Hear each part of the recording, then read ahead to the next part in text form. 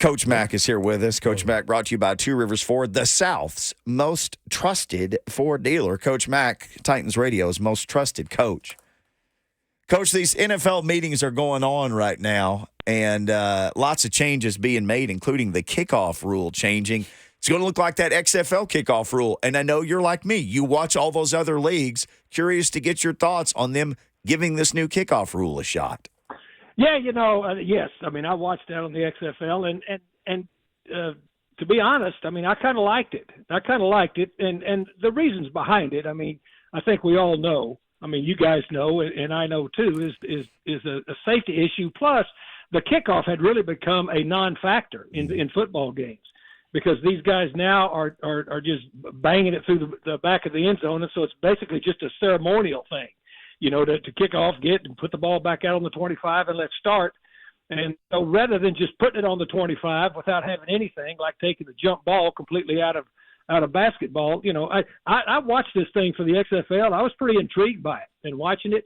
John Fossil, who worked with us for 5 years there at the Rams, is now with the Cowboys as special teams coach. He was instrumental in this. He and Rizzy down there at New Orleans. I mean, they had a group of special teams coaches that I'd visited with when I was at the Combine. And so they were tasked with putting, this thought process together. And, it's going to be a 1-year shot. Let's see how it works. I really, there's going to be a lot more returns. I know that. And the other thing that just thinking about it throughout the whole context of what's going on, in conjunction with the fact now that they are agreeing on making the third quarterback being able to come from the practice squad every week, so he doesn't have to be on the active roster. I mean, people are going to start having some returners, I think, to be able to take up a spot because there's going to be football's return now in this. It's going to be interesting to see what the strategy is as to how they do it as far as the target zone, where they put it. I think most people will probably put 2 returners back there because that's what they did in the XFL to try to, at least cover that target zone back there from the 20 to the goal line. It's going to be interesting to watch. I always think about anytime a defensive rule change, I think about like Greg Williams walking in and pitching this to Blaine, or I think about you walking into that linebacker room with the Bears in the 80s and telling this to Mike Singletary and Otis Wilson, those guys. Hey, here's a video of a swivel hip drop tackle. We can't do this anymore. I never taught a hip. I never knew what a hip drop was. None of us did, Coach. None of us. Me either. Yeah, and I was glad to hear Keith Bullock say it. He said, "I've never been taught that. Nobody teaches that." Right. I mean, to me, it wasn't a taught skill. Guys just trying to get guys on the ground. Right. That's it. But you've had some guys hurt. You've had some guys hurt with some significant injuries. They see it. They voted 32-0 against it, and so. The defensive side of the ball, I've been through a lot of things you had to adapt to in the league. Let's go back to when Blaine was playing and even before he was playing when I was coaching. I mean, there's a whole big difference is the way you approach going after the quarterback. And then they started, cutting that down. Then they started cutting down when you could, contact the receiver. So defensive coaches, they'll adapt to it. They will adapt to it. The thing that I'm going to be interesting to see is 2 things: how it's officiated, and then if it's not called, but then when they review it, when the former players are reviewing it, and then it's not called, but it's fined. Okay, so there's going to be some iterations going on with this, but it was a 32-0 vote. I've been at owners' meetings when they vote 32-0. Guess what you do as a defensive coach? You adapt to it. Coach Mack adapts to us every week at the same time on Blaine and Mickey. Mack Attack Adapt. So explain to me, Coach Mack, especially a guy like me, and I'm sure there's a whole bunch of players now that's way worse than I am, but how are you teaching guys how to tackle? Well, I don't think nobody's ever taught the hip drop. I know that. Sure. Right. I mean, I know that one. So you just keep teaching it the same, and then you tell them don't swing around and try to steer wrestle them. I guess. I mean, if somebody wants to go put on some rodeo tape and look at it, I mean, this is just like bulldogging or steer wrestling, coming off of a horse, yanking a steer around the head and swinging your legs up and dropping him to the ground. I guess you tell them don't do that. But as I said, in my 44 years of coaching, both collegiately and in the National Football League, I never even knew what a hip drop tackle was. Hey, let's just blame it on Greg Williams, right? Just kidding. He probably doesn't even know what that is either. Wait a minute, Blaine. I think he's taking his share of hits. He's enough. No, I know somebody said it on the chat, so I couldn't resist, man. So, yeah, no question about it, man. Yeah, he did not teach that. I guess you said you were familiar with the kickoff rule. Are there any holes or gaps? Because I didn't like how you have to tell them that you are going to onside, let alone that you can only do it in the fourth quarter, which baffles me. Like, as long as I'm telling them, I should be able to do it in any quarter that I want. So what are your thoughts on that part of the rule? Well, they're taking the onside kick, completely out of it. Right. That's what they're doing. Yeah. They're taking the onside because the onside kick, the way it used to be run, now you know this. You played like this. I coached like this, where you would load everybody up over there on that side, and it was Braveheart charging when they would run down. And guys, you had 7 guys. You could overload that side. You had 7 guys. They were not going for the football. They were head hunting for those dudes setting up to try to block. And the thing you really wanted was some dude that was caught in between that front line and that back line that didn't know whether to look up or whether to look at you coming at, getting ready to ear hole him. That's what you wanted. Okay, that's when the ball started bouncing out there, free. And so the collisions is what they're trying to take away. To me, again, you learn to live with it. That's what you do. I know they tried to push through the thing where it's 4th and 20, and that they didn't go for that right now. They went for it in the other leagues. I've seen it in the other leagues where I think it was 4th and 15. But anyway, that being said, it's just another thing. It does you no good, as a coach. It does you zero good to complain about it because guess what? That's what they're going to do. Right. Well, I was trying to figure out a way how to manipulate the rule a little bit. And that's why I was asking that. That's why I don't like it being only in the fourth quarter. What if I tell you, okay, I'm an onside kick in the first quarter.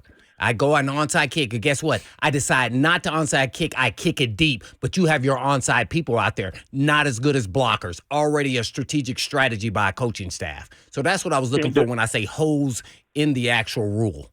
Yeah, you can't do it. You've got to. It's the same way as the rule is now. When you line up for go for 1 or 2. Dang it. If you line up to go for 1 or 2, you got to tell them, and then you got to do it. Yeah, no doubt about it. We're on with Coach Mack giving us the Mack attack. I guess, Coach, since Sneed just signed with the Titans, love to get your thoughts on him, especially when he came out of college. If you remember, it was only 4 years ago. I remember him at Louisiana Tech. Him and the other guy, Roberson, both were corners, both drafted in that same draft. He was drafted to the Raiders. So they were really good. Got to see them a lot on TV that year. I don't know why I watched them a lot, but I really liked him then. I thought he catapulted himself into the first round, late first rounder after he ran a 4.3 at the combine, but it did not happen, obviously. So give us your thoughts. A really solid player, one of the better cornerbacks in the league right now. Well, yeah. I mean, he look in the 4th round, and I went back and looked at my notebook from that draft. In the pods that Rhett and I put up, we had him in the 4th pod, which is about where he went, and so, but what he did, and when you looked at his combine numbers, he has all the explosive numbers, plus he ran 4.37. Yep. So he had all explosive numbers. He's got extremely long arms, and then they down there at La Tech, the conference they were playing in, they were spinning the ball everywhere. So you got to watch him run and cover. So I thought the 4th round was about where he would go. So to me, major kudos to him. Here's a 4th round player that's drafted that comes in there. Now, he also played some safety in college too. He played some safety to begin with, and that has stood him in good stead, Blaine, because he's a physical corner. Yeah, he's real physical. I mean, he's not afraid to come up and rat-tat you, when you catch it. And so, to me, the way that they've strengthened the 2 quarterback slots, I think helps them a lot. I mean, you've got 2 guys that should be coming into the prime of their career, and plus they've got experience, at playing. And so I think it was a major upgrade, and you could tell that that's what Rand and Callahan had in mind when they went into this free agency period. And we know it's going to take some time to reset this football team, both offensively and defensively. This was just the first phase of it, but I like that fact of it, and I promise you who likes it, because I know he put his blessing on both of those guys, because that's why they hired him, is Denard Wilson. Yeah, and it's going to be attacking style defense. So, yeah, you got to have those man-to-man guys on the There you outside go. to get physical. So, yeah, I didn't know much about Awuzie besides the time he was with the Bengals. He had some injuries early on in his career there. And so I guess what was your analysis of him, if you can recall, when he came out? Yeah, no, I like him, and again, he's a very very smart corner. And again, the plus on him is you've got a head coach that was with him, and you've got a head coach that threw against him every day in practice. Okay, and so you know what that kind of knowledge is because you know how close the DBs and the receivers work together during not only preseason but during the season too, because that's who you're working against, and the coaches know too. So Callahan had a really good insight into him, and as I say, I know that with this staff they've put together. I mean, I've worked with most of this defensive staff, and so I know that they're having an input because they made profile tapes before they ever started with free agency and with the draft as to the types of guys they were looking for at their particular positions. Coach Mack giving us the Mack attack. Coach, Brian Callahan has been a really open book at these NFL owners meetings, been doing interviews with Jim Wyatt and everybody else, and was asked about free agency, and he said, we got some of the guys we wanted, some guys we didn't, so we had to pivot. What does a free agency board look like for a team? I know there's less people compared to a draft board because obviously you go in and this guy's a target and then maybe the second guy at the position and the third guy. What does that plan look like on paper for a team going into free agency? You've got them A, B, C, and D. You put up tiers of them, but of course free agency is completely different because you're working with the salary cap and you're working with how the contract is not only going to fit this year but 3 years down the road. That's what you're looking at. So it's now the ability wise.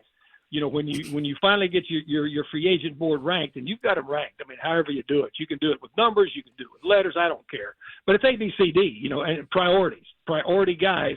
And again, you kind of do it vertically and horizontally like you do a draft board, saying, okay, if these two guys, we've got a corner here and we've got a receiver here, they're both about the same. Now, which one, all right, money-wise can fit?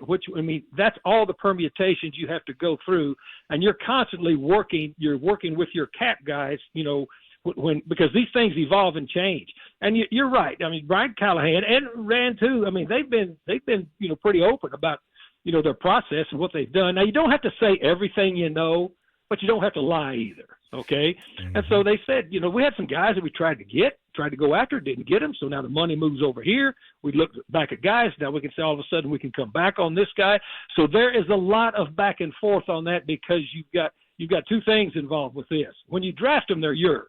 And the salaries are slotted. When you're going after in free agency, you're also negotiating not only with the player, you're negotiating with the agent. All right, you're negotiating with the agent and you're negotiating with your cap guy. Coach Mack hanging out with us here. All right, a lot of talk about cornerbacks, the guys who the Titans have signed. There's a guy out there that's an unbelievable story, Quantez Stiggers. Yeah, the guy from Canada. Yes.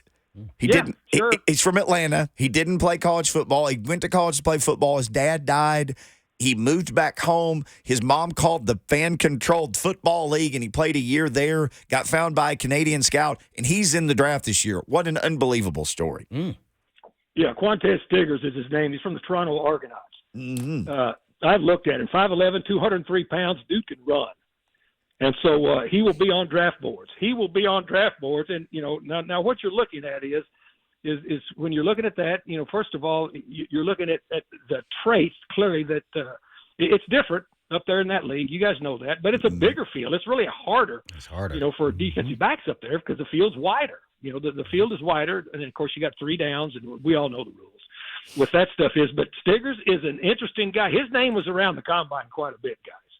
Well, I also watch Canadian football, Coach. So anytime you just want to have a cup of coffee and discuss CFL, I'm your guy, Coach Mack, discussing all things football with us here on Blaine and Mickey. I love it. Well, Coach, get your notebook ready. I'm going to do a round robin here with your number one player at different positions that's coming out at the combine. Can you do that? Oh, yeah. Okay. All right. Well, we're going to start with pass rusher. Who's the number one pass rusher? And you can, quantify it in defensive end to defensive tackle. You can do both. So it's 2 guys. It's Dallas Turner. Dallas Turner is the outside guy. Who's the D tackle? Dallas, the defensive tackle as a pass rusher. Let me get to my tackles because some of them are. There's Jer'Zhan Newton from Illinois. Ooh, Newton. yeah. Okay. He's a three technique. That's going to. I mean, and everybody makes a comparison to a shorter defensive tackle that's got quicks and has got suddenness to Aaron Donald. I was there when we drafted Aaron Donald. There's only one of those dudes, but this guy here is he can make some people miss in that cylinder. How's he compared to that guy from Florida State? Isn't it Florida State? That Yep, tackle? Verse. Well, Jared Verse is more of an edge guy. He's an end guy. Yeah, Jared Verse is more of an edge guy. This guy, Jer'Zhan Newton, is shorter and thicker. Okay. All righty, round robin. What about their top 2 linebackers coming out? Off-ball linebackers? Yes. Kind of where the Titans still have Edgerrin somewhat Cooper, of a hole. Mm-hmm. Edgerrin Cooper from Texas A&M, my number 1. Junior Colson from Michigan, my number 2. Those 2 guys to me stand out above them. Jeremiah Trotter is somewhere below those guys in my mind. He's below those guys at Clemson. The guy athletically that's very intriguing, but he's got injury issues in his past that just blew the combine away. And you can see him make a lot of plays in space. Down at North Carolina State is Peyton Wilson. Mm-hmm. And then the guy from North Carolina, Cedric Gray. Mm-hmm. Caveat here, Junior Colson at Michigan is from Ravenwood High School. I saw him play. I did a high school Mm-hmm. game for my TV 30 with Jonathan Hutton, and he was playing. He's a good-looking athlete. Oh, yeah, he's a great athlete, great dude, too. Is he a good kid? Oh, yeah, good kid, yeah. Yep, no doubt. Yeah, well, to me, he's the second off-ball linebacker. Of course, I quit making picks 8 years ago, so I'm not making any picks, but I like him. One more question here, and I can't remember the kid's name, but he also went to Ravenwood with Colson, is the center. He's kind of played multiple positions, but mostly center at Duke. Graham, I want to say it's Burton. Graham Barton? Barton. Yeah. I can remember him, yeah. I like Graham Barton. Mm-hmm. But he played tackle there, then he kind of moved to guard at Duke, and then now he settled in at center, but he played all 3 years. He was a starter, I think. Yeah, I like him. I like him on the interior for the National Football League. But I had him. I know he played. I had him. He played offensive tackles, a lot. So you looked at him there. But I've got him as an OL in my book. I really like him. Like that player. I think he'll be a legitimate player on the inside in the National Football League. What round do you think rounds maybe he go? Is it 3 to 4, 2 to 4? Where do you think? I think closer to 2. Oh yeah, wow. And Colson too, by the way. Where do you think? Yeah, maybe 2 or 3. So linebackers, behind the ball backers. There's not a first round pick there. There's not a first round pick. So then it depends on the way people's board is stacked as far as what they've got already on their squad and where they think they need to be. But to me, linebackers are going to be – the third day is probably going to be a pretty good run on linebackers, of the off-the-ball linebackers. But those 2 to me that we just talked about, Cooper and Colson, stand out to me above the other ones. Wow. Coach Mack, just always fun to jump into everything with you, and appreciate Two Rivers Ford for making it happen every week. Thank you, sir.